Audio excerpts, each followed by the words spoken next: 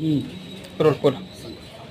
8 मार्च जागतिक महिला दिनाच्या निमित्ताने आपल्या या करवीर नगरीमध्ये महिला पतंजली योग समितीच्या माध्यमातून खूप मोठ्या महिला संमेलनाचं आयोजन आपण केलेलं आहे.